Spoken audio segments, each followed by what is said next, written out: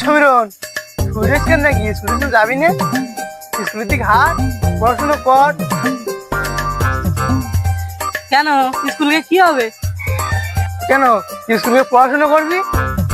অত পড়াশোনা করে কি হবে? কেন পড়াশোনা করিয়ে চাকরি বাকরি করবি, সুখে শান্তিতে থাকবি, আরাম করবি। সেইটাই তো করতেছি, আরাম। হুট, পড়াশোনার গোষ্ঠী হবে।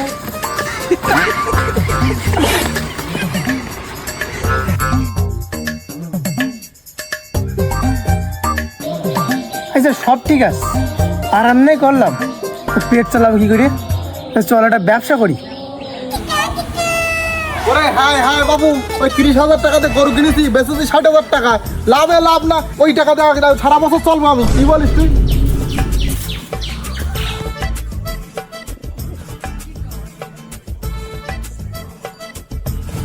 সন্তালি 3টে গরু কিনবো, 3টে গরু 90,000 টাকা, 30,000 করি, তাহলে হচ্ছে লাভ হচ্ছে 90,000 টাকা।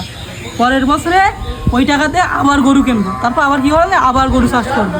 হে একদম ঠিক ভাই, তাহলে আমরা গরু চাষই করবো।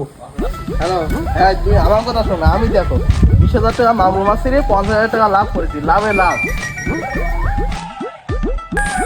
মিয়া আমার কাছে দে, শোন গরু বেঁচে 90,000 টাকা লাভ হয়েছে না, এই 90,000 টাকা দিয়ে আমরা মাগুর মাছ চাষ করবো, বুঝতে পেরেছিস? এখন 1.5 গুণ লাভ হবে এই মাগুর মাছ চাষ করি। হ্যাঁ ওই মাগুর মাছই লাভ, তাহলে মাগুর মাছ চাষ করবো। अलग ही लेवल का बंदा था। 10,000 টাকার আলু কিনলাম, বেচলাম তো 50,000। এই আলুই না, আমার লাভ তো, এই ব্যবসায় করতে হবে, এই ব্যবসা ছাড়া যাবে না মোটা। ওই দেখ আলু বেচলি লাভ আর লাভ। এই দেখ এই সমস্ত জায়গায় আমরা আলু চাষ করবো। একবার মাছ দিয়েছে 5,000 টাকা লাভ হয়েছে, ওই 5,000 টাকার অ্যাক্সিডেন্ট আলু লাগাবো, বছরে 25 লাখ টাকা লাভ হয়, 25 লাখ টাকা এক বছরে। তাহলে পরের বছরে আমরা 25 লাখ টাকা আলু লাগাবো, আর পরের বছরে হবে আমাদের আর কত 1 কোটি টাকা। তার মানে কি আমরা কোটি কোটি।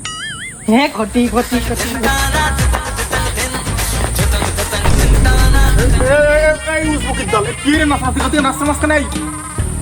আরে আঙ্কেল, আমরা তো কোটিপতি হয়ে গেছি, আমরা ব্যবসা শুরু করে দিতেছি। ও বাবু, তো বড্ড ভালো কথা। তা তোকে পুঁজি বাজা কত রে? তোর কাছে কত আসবে? 2 টাকা তোর কত আছে? কি করে?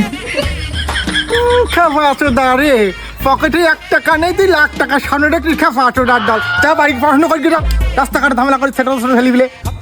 Bye bye, tata. দেখলি ভাই, এত বড় ব্যবসা সামনে বিশাল ঝামেলার ব্যাপার। বসতে শুই থাকাও ভালো, আর আমি ভালো। হ্যাঁ আমরা আরামই করি আগে। নে তুই বল।